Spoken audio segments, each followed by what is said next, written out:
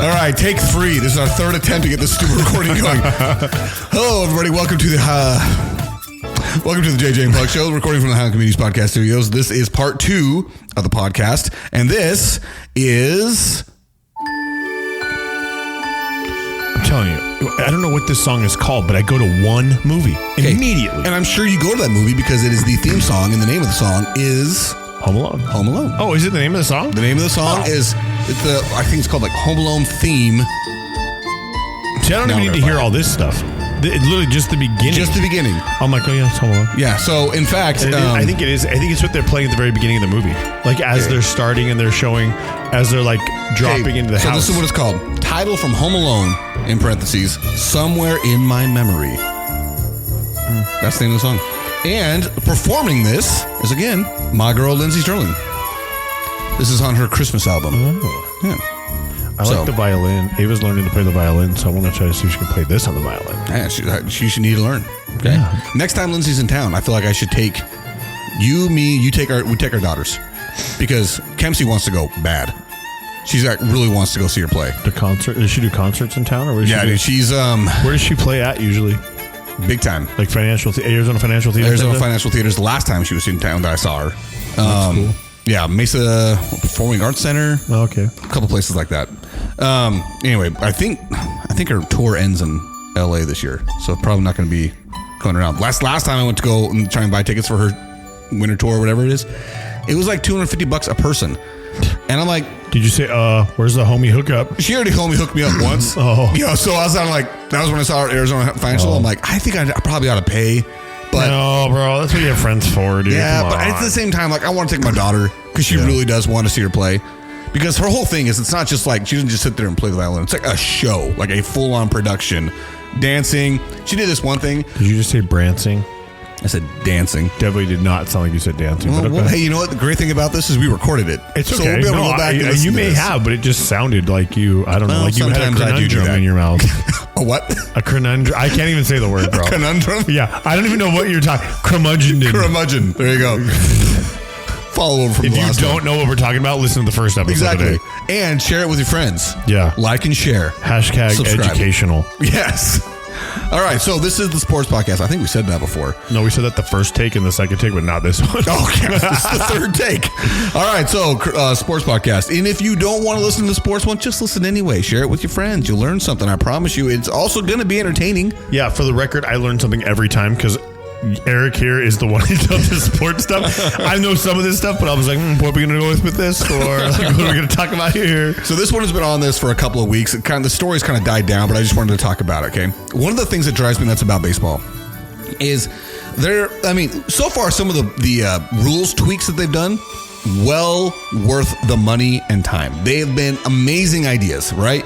Changing the base size slightly to increase base ceiling. Great. Let's keep that action going. The other thing was pitch clock. Oh my gosh, revolutionary. This one, Jason, is just stupid. The golden bat. What does that mean? You know what the golden bat is? No. So the golden bat was an idea floated that, how about this?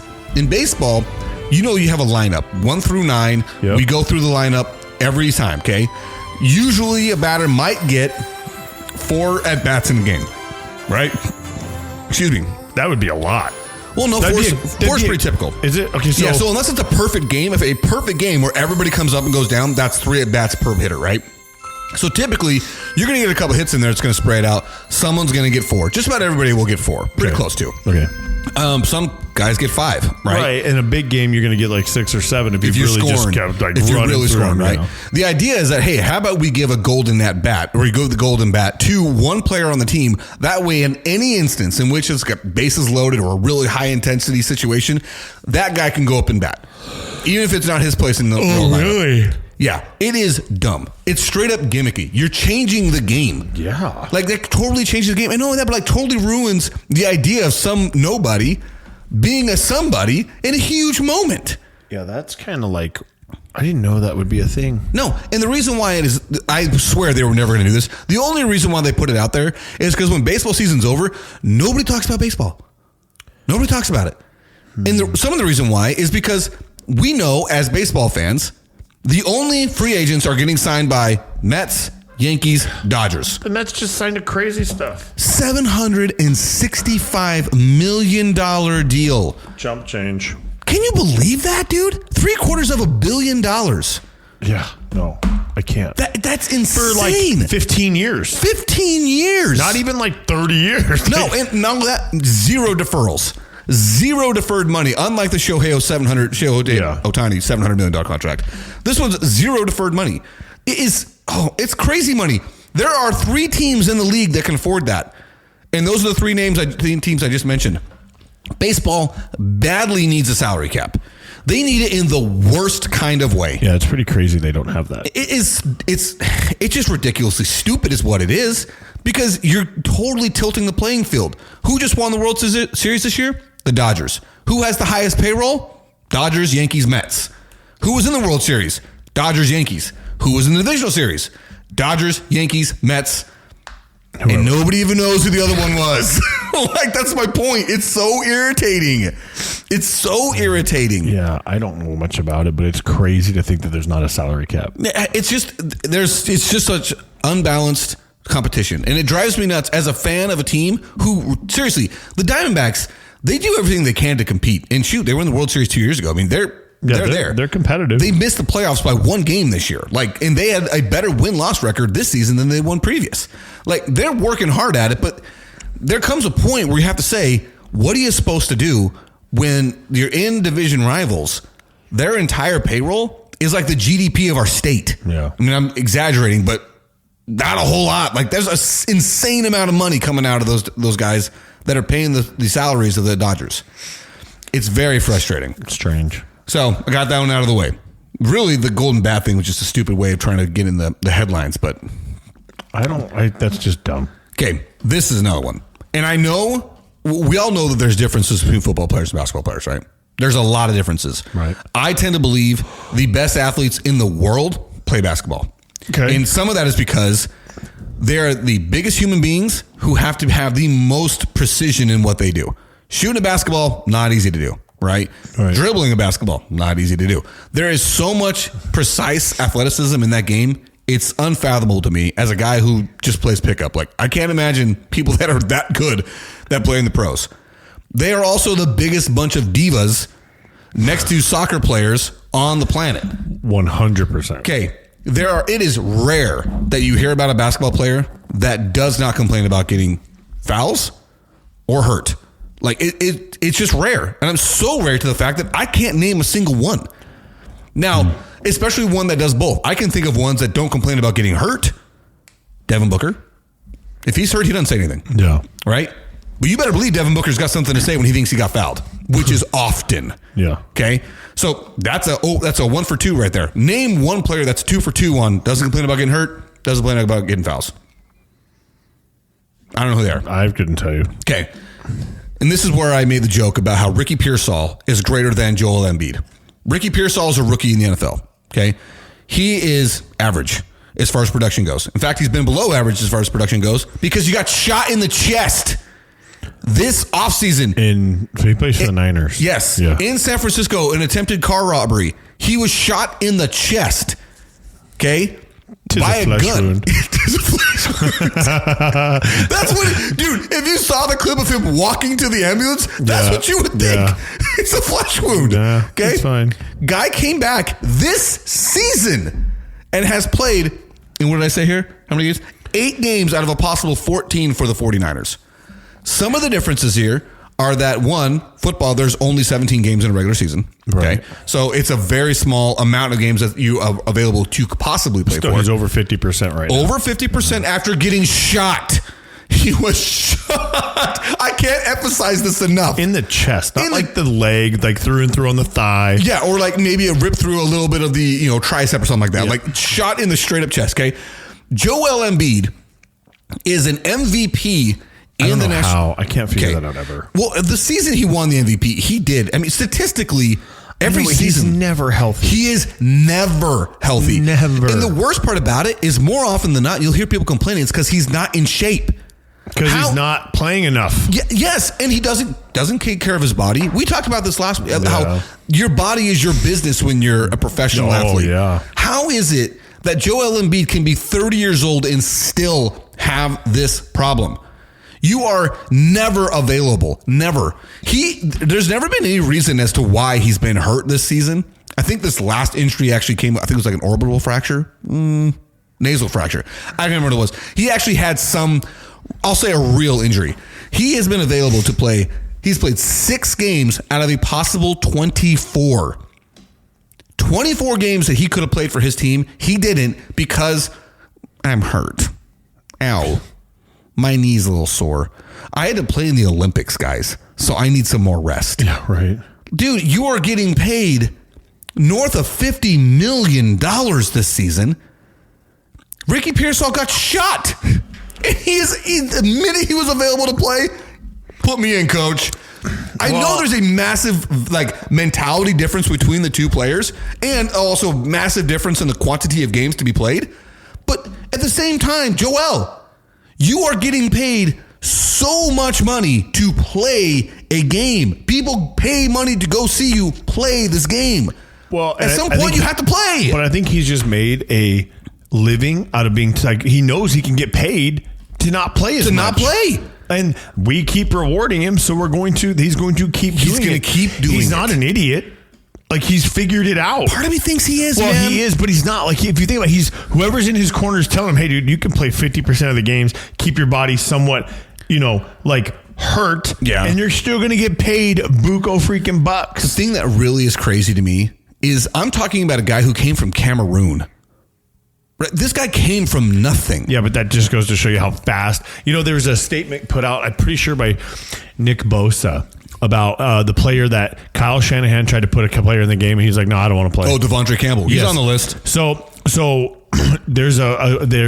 was reading at the barbershop where I saw you. I had no idea he was there. Okay. Let me tell you something. Eric, we had talked about Pug and how he goes to the barbershop and he just doesn't talk and he just zones out. Yeah. It is 100% true, and I should have videotaped it. You witnessed it. Because you were out. I am 2 chairs over from him. So it's him, an empty chair. Well, that guy. It was an empty chair. Ton. It was empty though. Oh, wait, were you at that end? I'm at the door end. Oh, had no idea. Because the guy in between, he talks the whole time. He talks the whole time. And then I'm with my guy, but I'm looking at you through the mirror and your eyes are out.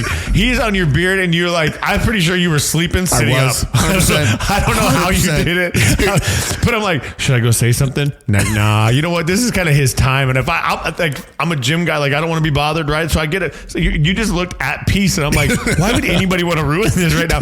And to your barber's credit, he didn't say a word to you. Freaking love you, Ben Shepherd. Wasn't trying to talk to you. Wasn't trying to get you to speak. He just knows. And he was underneath your chin doing your beard and getting it all perfect. And I'm like, man, Eric is in the zone right now. Look at this trim. Yeah, you were in the zone, man. Dude, I'm telling you right now, Ben Shepherd, you got my back, dog. Because I said this before, I love going in there, not talking. It is like the antithesis of what everybody expects a barbershop experience to be. And I was not going to talk. I'm like, I'm going to leave him alone. I'm sitting there. And for part of it, I was like, is that him? Because I could only see your side profile a little bit, and I'm like, I know that's him, but I'm like, dude, it was so fun. I seriously had no idea. I had no idea you were there. And by the way, he didn't say anything until today. Yeah, I told him today. I had no idea until he walked in here. I just know what that's like when you're in that zone of just don't F with me. I'm sitting, you know what I mean? And I'm like, cool, I get it.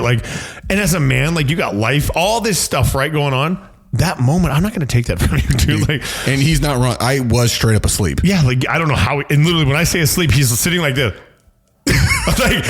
You are not leaned back or nothing. You're just. I was. You're just eyes asleep. I'm like, how does he not fall forward? I'm like, how? Truly, I have no idea how. I really don't, because there's certain times where I start to feel myself losing a little bit, and I'll open my eyes, and the barber's gone do something else. I'm like, oh. I can go right back to sleep. I've been there before when I've been really tired. I get a haircut and you're like, it's just kind of therapeutic. And you're like, oh, I got to keep it because I can't let my head drop because then I'm going to lose it. The razor's going to go. Dude, it's especially bad when he goes to get the neck. He puts that neck rest behind me and I had to put my, I'm out. Does he do the massage hand on your back? No, I tell him I don't like that. See, I don't get mine done either. But I see these kids do it or these guys, I'm like, I don't know. I don't need Feel to do very that. strange. You know, I was way worse about massages with dudes, right? But because I remember when I went to this chiropractor place, they were always like, hey, let Ivan give you a massage. I'm like, first off, Ivan has a long beard. Second off, I'm not letting a guy named Ivan oil me up and rub me down. Like, I feel vulnerable in there, and I don't even know what's going to happen, and I don't feel like I can get away. Because he looked like, he wasn't a big dude, but it was like, he looked very Viking-ish. You know what I mean? He was Ivan. I'm like, how many guys you know named Ivan? Dude, not many. Right? That's like a guy in the football team. Last name Savage should be like Ivan. Dude, I'm afraid right now. Yes. I don't know why. This guy's Russian. Yeah, I'm like, something's going on here. But his beard was long. I'm like, no.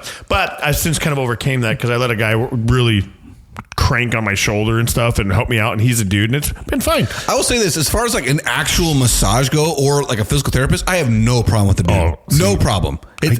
I've never had a problem. Yeah. In a barbershop where the guy just literally puts some like weird vibrating thing in his hand and just like rubbing your shoulder. I'm like, bro, no, I'm out. Like this is funky. It's like an experience thing. I don't know. I think I've had it done once there, but I've never. My boy AJ doesn't do that. He just knows. And hey bro, just make the part hard and just make it happen and get me out of here. You know? And I see him every 2.5 weeks, dude, on the regular, bro. I have like 3 appointments set up all the time. And you know, speaking of appointments, I know we're going off from sports here. Yeah, but. What is it with people getting angry at a barbershop? Because they come in on a walk-in and have to wait 2 hours. Did you hear about this? Huh? Did you hear about him talking about this? I was listening to him talk about it. I listened to that. Yeah, I'm like... It's so funny. We were literally there. I had no idea you were there. I knew you were there, but I was just left to it. But yo, I'm like, dude, I'm the same way. I'm like, listening. I don't open my mouth. I'm just listening. My thought is like, what'd you expect? You walked into a barbershop. It a very heavily trafficked barbershop at that, and you expected to be seen? No. And I'm like, there's an app, bro. It doesn't get any more convenient. You literally can decide when you want to come. And they will have a spot. The chair is waiting for you most of the time, or you are a short little wait till they get out. Yes. I don't understand why anybody is like, why would you ever walk into a barbershop on a whim and like, I mean, I get like, okay, hey, look, something came up. I need a haircut tomorrow, but I'm not going to complain about waiting 2 hours because I just need to get in. And I also understand if I walk in, they say, hey, listen, we could get you in, but it might be 30 minutes. It could be an hour. Then it's like, hey, listen, I get it. Like, I get it. I'm fine. Or I'm going to stay, or I got to come back, or I'll find somewhere else. But for you to get mad at them, dude, because you didn't make an appointment and you want us to adjust to your life, no. Hard pass on that, hard dude. No. So that's just ridiculous. Yeah. So all right. So Nick Bosa, right, talking about this stuff. So he talks about, and he brings up the fact that like he goes, some people just kind of, and I'm going to summarize here because I can't remember the exact quote, but it was essentially some people kind of need to be reminded where they come from, and sometimes that takes a punch in the mouth to remember that. Yeah. And he's talking about, essentially, I think he's talking about if this guy doesn't realize that, dude, you play football for a living. For millions. So I don't know what you're upset about, but go play when the coach tells you to play. You don't get to decide, no, I don't want to play. I'm mad about. Okay, and especially this one. He got suspended 3 games, I think. And you know the thing about that suspension, 3 games? I don't know this, but when I saw that he was suspended for 3 games and not let go, my immediate thought was the 49ers are straight punishing this guy. One, you can't tack on to another team now. You're on this team and you're going down with the ship, okay? Because the 49ers are probably not going to make the playoffs. No, they're terrible. They just had the worst luck with injuries. They have injuries have been out of control. So, one, you're going down with the ship. We're not letting you tack on to another team, and we are basically going to dock your pay. Yep. Like, this is like third rail. Rightfully so. Yeah, you don't do this in the NFL. That's the third rail, man. It sends a message to all the other players that think that because if they let this guy get away unscathed, bro, they're going to be more. I don't want to buy. Yeah, and not only that, but here's the other thing that really blows my mind about this. It's like, hey, Devontae Campbell, you signed on with the 49ers knowing that Dre Greenlaw, an all-pro linebacker, is coming back from a torn Achilles. Yeah. He will come back at some point this season. And when he does, guess what happens to you? You're down the depth chart. Yeah, you're number 2 now. You're number 2. Yeah. And Devontae Campbell's been an okay linebacker for a while now. He played for the Cardinals for a little bit. So when Drake Greenlaw comes in, is getting a little bit winded because he hasn't played football in a while, and he's getting hurt, and coach says, hey, you need to get in there, and you say, nah, I'm good. And then you walk to the locker room? Yeah. Dude, you might as well pack your bags. You're done. I mean, you're never going to play again. Do you remember, oh gosh, what was the name of this guy? He played for Buffalo. He was a cornerback. Shoot. He retired at halftime. You don't remember? God dang, what was this guy's name? Look it up. I'm almost positive he played for, it was with Buffalo. I want to say his name was Vaughn. I can't remember. But it was the same thing where it's like, I'm just not any good anymore. I'm done. And he just retired at halftime of a game. Vontae Davis. Vontae Davis, yes. Yeah. Vontae Davis, dude, retired at halftime. Was he a tight end? No, he was a cornerback. A corner? Yeah. Are you thinking he retired at halftime during a Chargers-Bills game. Yeah, there you go. Stating he realized that football is not for me anymore. Yeah, it's like, wait, what? Like, you went through all of training camp and got to halftime and realized you're done? Like, dude, this team built this quarterback room around you. He was a really good cornerback in Indianapolis. I do remember that for sure. Anyway, so we'll cross out Devondre Campbell here because, oh my gosh, I can't believe what he did. But the point remains, I just find it really crazy how, and I point out Joel Embiid only because he is hurt all the time. Yeah. And it's always something where it's like, dude, that guy I've never seen him in an NBA game not look like he's absolutely winded. Like, just he runs slow. Like, he's not fast. He's always in slow-mo. He's like, he's the last guy up and down the court. Yes. He's just in that like long, and I get it. He's a big dude. Like, I get it, but no, he's never in shape. And it just really does frustrate me because it's like one of those things where it's like, dude, you are the anchor that is sinking the 76ers at the moment because all of their salary cap's tied up in you. You did win an MVP and you're a good player when on the court. But you're never on the court. But you play less than 50% of the time. And it's the same. Remember the same thing we used to talk about with Shaq at the end of his career? Dude, Shaq, if you lost 50 pounds, you would be even more unstoppable because you would actually have some speed and you wouldn't be so like worn down. Shaq's career, he'd have got to 40 if he took better care of his body in that regard. Yeah, Joel Embiid's not going to make it to 35. Started buying too many chicken places and too many fast food joints. And he started, and metabolism, once you hit 30, really slows. Yeah. And you got to work at it. You really got to work at it and got to watch what you're doing. So, you know what? Ricky Pearsall, you got a lot of respect from me. Also used to be a Sun Devil, by the way. Did you know that? Played at ASU, transferred to Florida, got drafted to the 49ers. The next thing I was going to say, I'm going to scoop on down to the Cooper. Okay. I said this as a joke last time, and it's getting to the point where I'm like, I'm not sure if I'm joking about it anymore. Well, when you put up the statistics, it's kind of crazy. And I know I know that I don't really mean it in the sense that it's like, if I'm placed with the choice between the two, right, I'm probably going to take, is Dak Prescott really not better than Cooper Rush? Because statistically, right now, Dak played in 8 games. He was 3-5, 3 wins, 5 losses in those 8 games.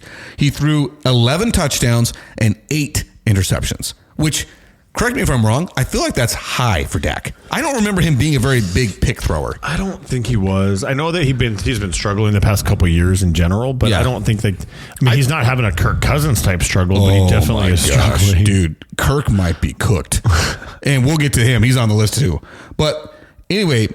So 1,978, almost 2,000 yards, and a 65% completion percentage, which is admirable. It's definitely not terrible. No. 65 you're good. You're all right. Cooper Rush, on the other hand, he, my friend, has played in 6 games. The Cowboys are 3-3, which, as if I were a Cowboys fan, I'd be kind of pissed at that. You're like, bro, stop. We're trying to get this running slow back it down, dude. Boise State. Yes, to slow it down. Don't be doing what you're doing right now. Going back to it, by the way, all of last year, Dak threw 9 interceptions. So he's already has 8 and he almost matched all of last year's total. His career high is 15. He was going to match that this year on that trajectory. So, like, again, I didn't never think he was a big of an interception thrower. But I can't even believe he played 8 games. It didn't feel like he played 8 games. Yeah. It didn't feel like that. But anyway, okay. So Cooper Rush has thrown 10 touchdowns, 1 less touchdown, and only 3 interceptions, 5 less, in 2 less games. 1,400 yards. I would say the best way to put this is Cooper Rush is better this year. Okay.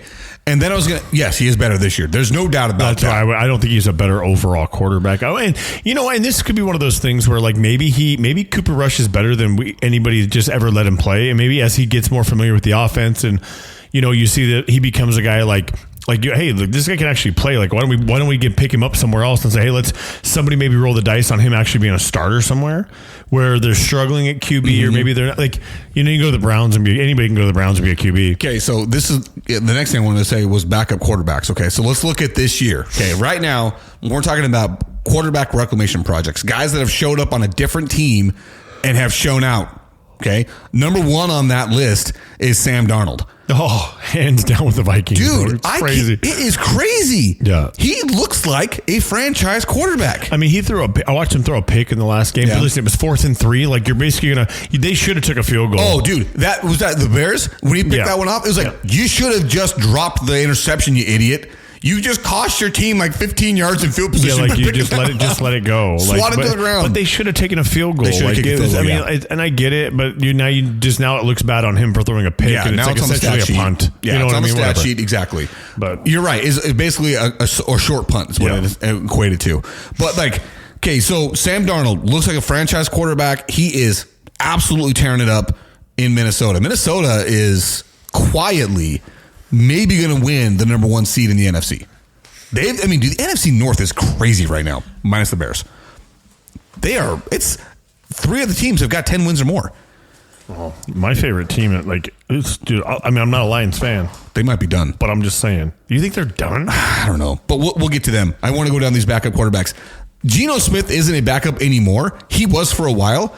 He is the main cog in the Seattle Seahawks machine. Like you trying to get the thing to go up or what? No, bro. You put this chair together or something, and it's like falling apart on me over here. Like the arm came off. You're fine. What? Yeah. Oh no! Oh, I know what that is. I can fix that later. Dude, I was having the hardest time to get that thing even to get into the threads. Yeah. Anyway, hard time getting it in there, huh? Anyway, that's what she said. Cooper Rush having a much better year this year with the same team, mind you, than Dak did the entire year. Same amount of wins in 2 less games. Okay. I know. So, and we already said Sam Darnold, and obviously Jameis Winston. I mean, Jameis is like, he's the funnest experience in the world. As long as he's not your quarterback, he is so fun to watch because dude is not afraid to sling it, dude. He will throw it anywhere. And that goes to, like, this is my point. Okay. If you are the Browns, you are absolutely tied at the hip to Deshaun Watson's terrible contract. Forever. Do you just cut him and swing for the fences and go sign Sam Darnold? And if you're Sam Darnold, do you go to Cleveland? Oh, the other one I was going to say is Baker Mayfield. Baker Mayfield also bounced. End up in Tampa Bay. Tampa Bay is in the first place in the NFC South. You're Sam Darnold. You're stupid if you go to the Browns. Anybody who goes to the Browns never does any good. You would be so hard. It would be, if you were the one guy that went to Cleveland and succeeded, you're the unicorn. Yeah, like, I don't know what it is. I think they're just cursed. Like, the dog pound is cursed, dude, bro. Everybody that goes there sucks. Yeah. It doesn't matter how good they were in college or whatever they do. Anderson had that 1 year. 1 year, Derek. Just kidding. But even then, like, it was good. But dude, like, they don't have a consistent quarterback ever there. Like, and here's the thing that drives me nuts. They had Baker Mayfield. They drafted him number 1 overall. And they didn't believe in Baker. They didn't believe this. I don't know this. I'm almost positive Baker Mayfield is the only player since Cleveland has come back to the league in 1999 to have quarterbacked a playoff win. No. I'm almost positive. I wouldn't be surprised. He is it. And they let him go to get Deshaun Watson. And it has been the worst decision any team in the NFL has made since that date. I cannot think of another one that's been worse. Not just because of the trade and giving up on Baker, but the contract given to Deshaun Watson in that trade. Insane. So I'm looking at this year and thinking there's a lot of quarterbacks out there that are total reclamation projects, have absolutely resurrected their careers, and it's kind of cool to see. And I'm not saying that Cooper Rush really is better than Dak Prescott, but I am saying statistically he is. And he is the same age as Dak. Did you know that? Oh, really? They're both 31 years old. Both come out at the same time? And I don't know if they came out at the same time, but they're both 31. And if that's the case, you kind of look at him and say, Maybe at 31, Cooper Rush has kind of figured it out. He's seen enough defenses to be able to kind of figure it out. Because when I watch him play, dude, I watched him. He's not garbage. What are you looking at? Dude, so the last playoff win for the Browns was the 2020 playoffs. And that was with my boy Baker. It had to be. Other than that, it was 1994. Yeah, and that was when they weren't. They played the Pittsburgh Steelers. In 1994, where did they go? In 94, they played the Patriots. No, but so the Browns left Cleveland. I can't remember where they went and what team that turned into, because then the Browns came back in 99. That I don't remember much about, like, because I don't ever follow the Browns. But. Yeah, well, I remember because that was when they drafted Tim Couch, and he was supposed to be the savior of Cleveland, and he was. His career did not turn out because Cleveland sucks, and they ruin people. they ruin careers. Cleveland does a lot of that. Yeah, it is. It's crazy how much that happens. All right, so get that one out of there. Jonathan Taylor was the latest entrance into the dumbest move in football history, and that is when you have a breakaway run for a touchdown and you drop the ball right before the goal line because you're too excited to celebrate, and the other team gets the ball. The dumbest happens so much more than you'd think. It happens at least once a year. It's crazy. It is one of those things where you think that if you saw this happen once, you would never allow yourself to ever be associated with that highlight. And it happens every year. It's the dumbest thing you could possibly do. If you don't know what we're talking about, guys, look it up. Look up DeSean Jackson drops ball before end zone. It happens all the time. He did it twice. It literally happens way more than anybody would ever think. It is almost, college, it happens. Yes. Because they get so excited to score or like to celebrate, they just drop the ball. It's one of those things where it's like, you could take 3 more steps and still do the exact same celebration. So what's funny is how often it happens after the one time it happens, the very first time, you're like, dang, I didn't even think about that being a possibility, right? Yeah. Anytime after that is inexcusable. Anytime after that is you've inexcusable. seen it happen, so you're like, no way would they do that. And you're like, oh, you did. You did. Yeah. And now the whole world knows you're on that list of people that have done it. It's the stupidest thing possible. The Cardinals win. They beat the Patriots. The score will tell you it was a convincing win. Did you watch the game at all? And what are your takeaways from that win? Patriots suck. Patriots suck. I don't think the Cardinals are good. I think the Patriots suck. I think. Okay, what's his name? Drake May?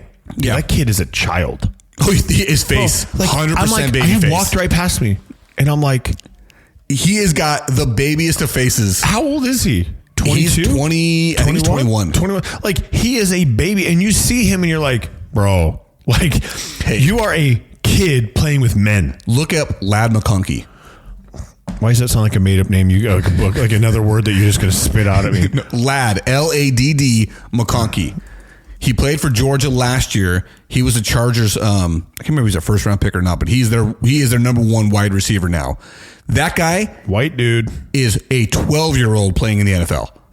He's like, it's funny how this stuff comes up. Like, it's like your reels know what you're going to talk about. Oh, yeah. Which, by the way, the kid never got any breastfeeding thing. Never happened. Good for me. Your phone must not be close enough. Or just heard me say it now. The kid from Karate Kid.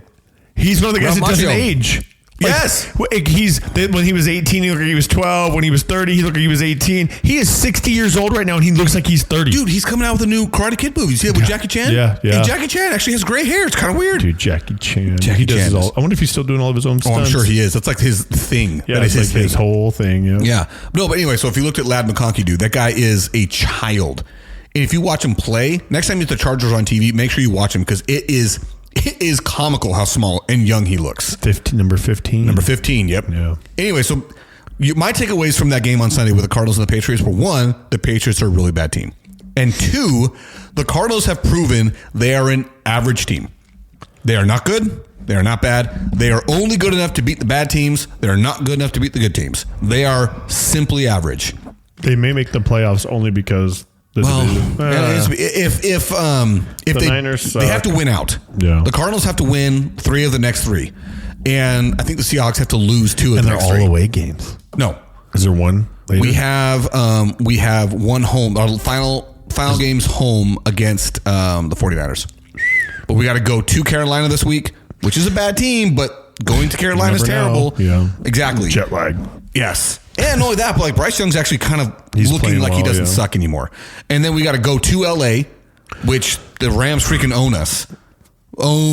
We beat them this year for the first time in forever. Yeah, I don't think outside of this year, I don't think McVay, whatever, Josh McDermott, what's the McDaniel? Sean McVay. Sean McVay's, I don't think he's lost to us other than this time this year. Yeah, I think the first time. Yeah. And dude, again, the Rams doing what they do every year, late season surge. I think they're right now currently in first place in the NFC West. Yeah. And then the 49ers, we already talked about them, dude. They're circling the drain. And it's unfortunate because they just had the worst They had a lot of talent. But Shalane and I were watching this documentary on Madden, and they started going over about the Madden curse. And I was like, hey, guess who's on the cover this year? And she has no idea who he is. I'm like, Christian McCaffrey. And she's like, who's that? I'm like, the guy that's been hurt all the year. entire time because the curse is real. The curse is freaking real. Outside of maybe Ray Lewis when the hit stick came out and he was on the cover, I don't think that affected him. But everybody else, like I say, if you go down the list, it is surprising. It is more often than not a curse. Yeah, it is. Sure. It is crazy. So anyway, a couple takeaways I had. One, the red zone offense is still in trouble.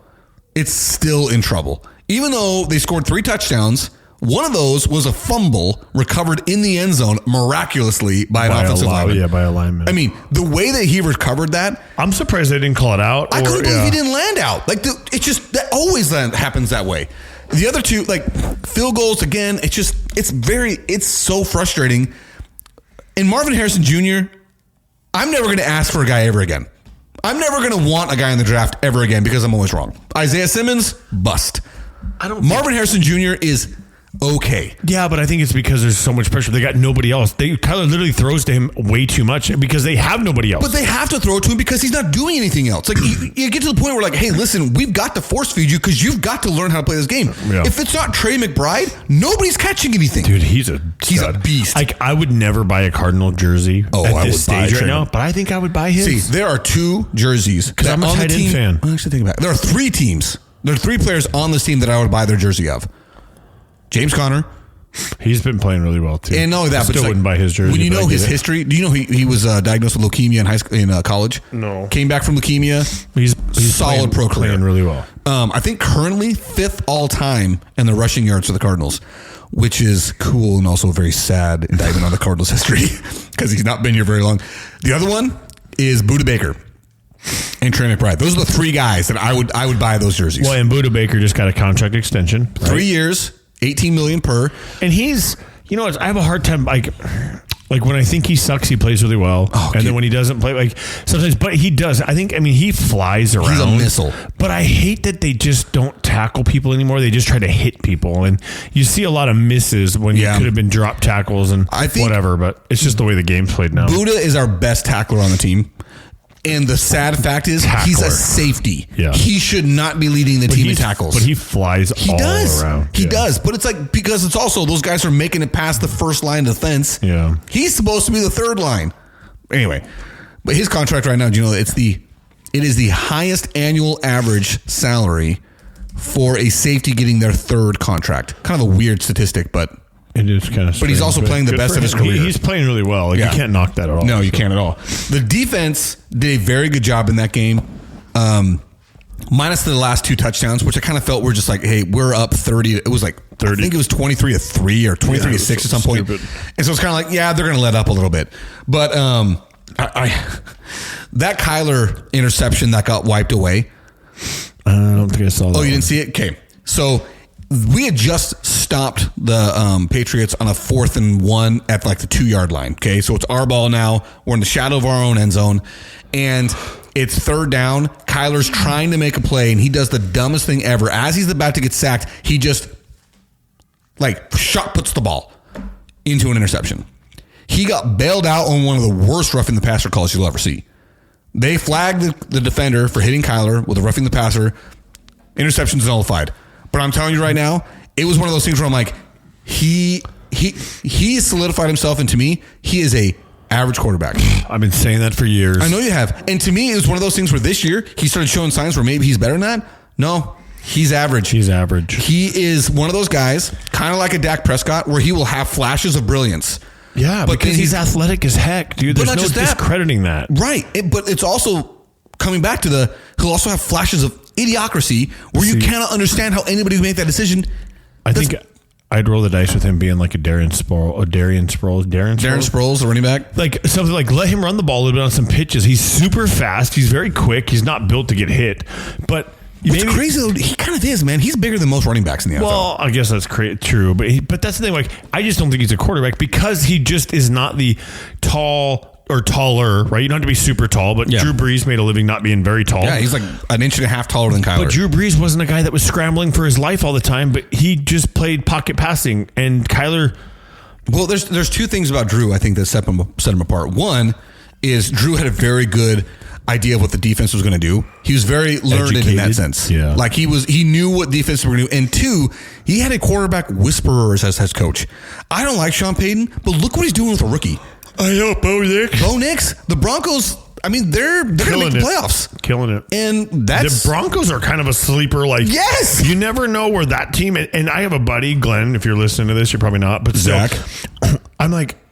I'm happy for him, but I'm like, and screw the Broncos. But but I'm like, I no one still, even to this, they are doing pretty. I think they've won 10 games. Yeah, they're going to make the playoffs.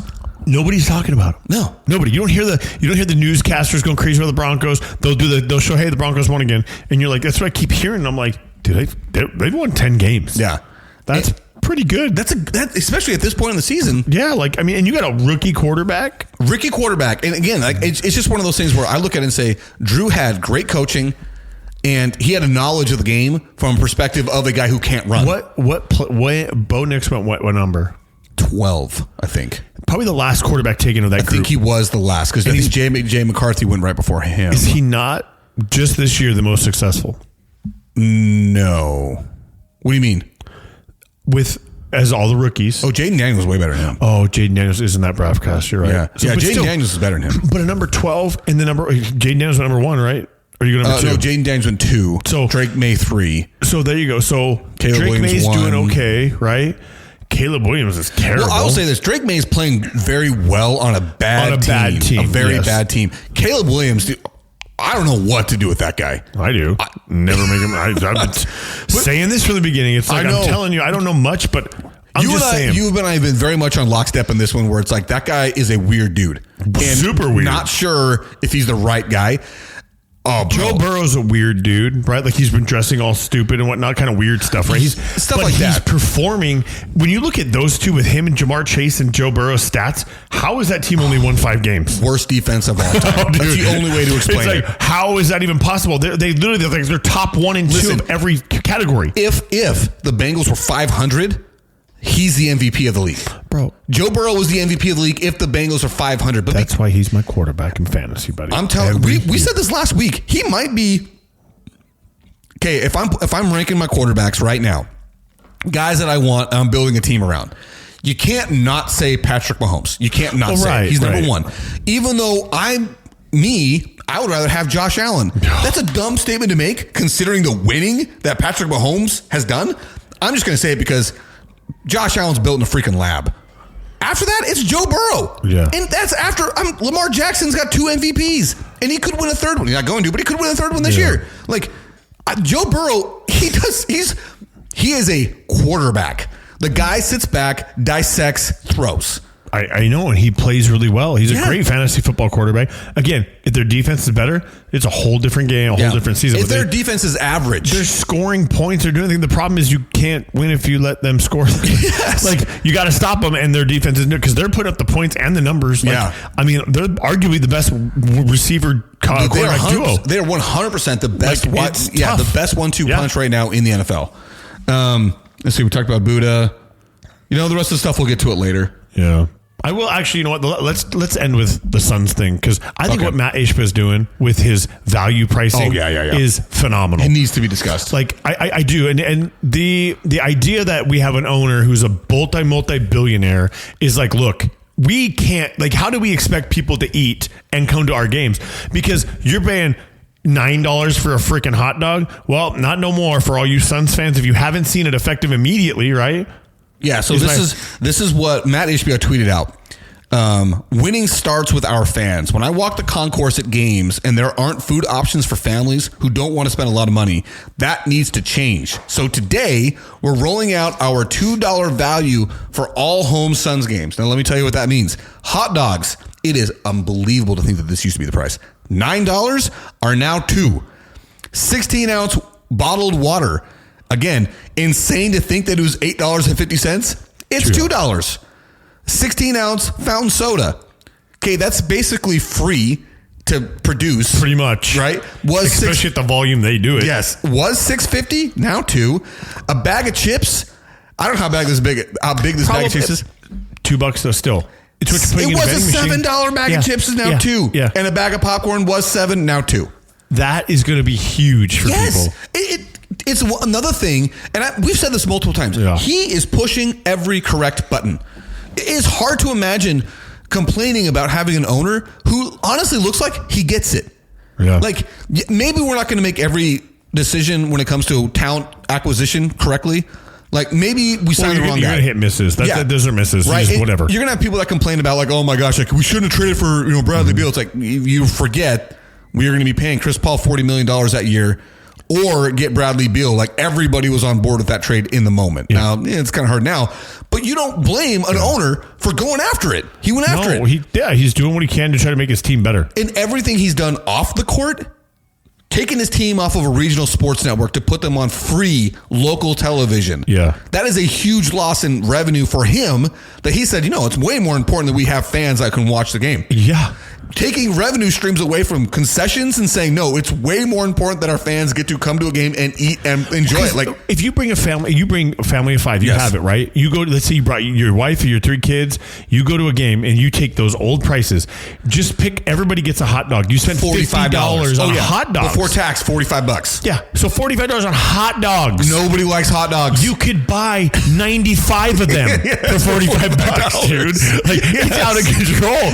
And for him to say, no, it's $2 is fine. Now you've gone from $45 to $10. You know who also does this? That's great. Yeah, the Falcons. Oh, I was going to say, the Diamondbacks. Oh, see, the Diamondbacks also have a $2 menu. Which is way it should be. It's the way it should have be. your options for if somebody wants to spend $20 on a loaded nacho, have at it. Have it. But if I got a kid, when you have to tell your kid, no, you can't have a bag of popcorn. It's $12 or $9. You're Yes. like, for popcorn. The whole bag the of cheapest possible snack.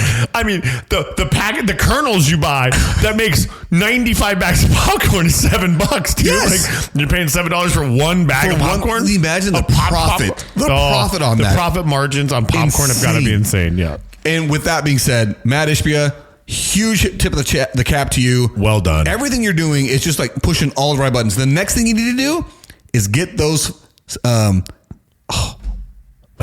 Statues. Get our statues out in front of the Footprint Center. We need an Al McCoy statue. We need a Steve Nash statue. We need a Charles Barkley statue. We need a Dick Van Arsdale statue. Oh, he just died. I know he did. Respect. Rest in peace. Yeah. Arguably. Yeah. Throwback. And then I actually have to say this one because it will be 100% old by the time we record next, because we are going to take off for the rest of the year. Yep. Probably not getting back until after the New Year's. The Jimmy Butler trade rumors.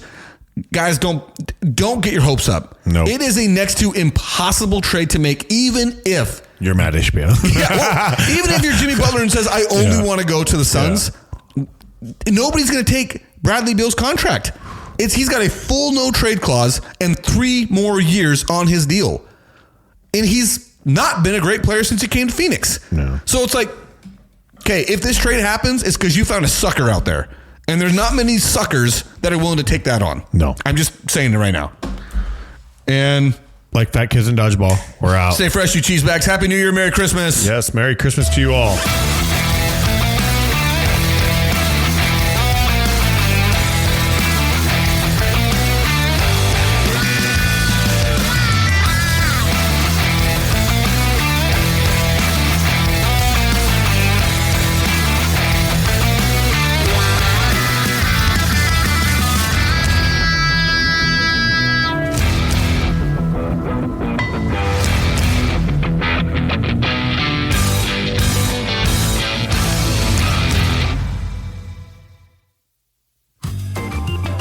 The JJ and Pug Show theme song was written, composed, and performed by Lane Hartman.